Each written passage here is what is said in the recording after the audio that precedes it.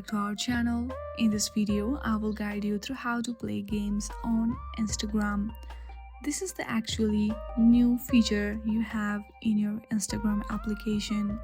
To play game on your Instagram app, first of all, open your Instagram application and make sure you have logged into it. Then, from the top right corner, you will see an option of chat icon. Hit on that and then select any user. Now open the user chat and send them any one emoji. Once you send them any emoji, simply hit on that emoji, then your gaming section will be opened. I hope you like this video. If you like this video, then please do not forget to like and subscribe to our channel. Thank you for watching.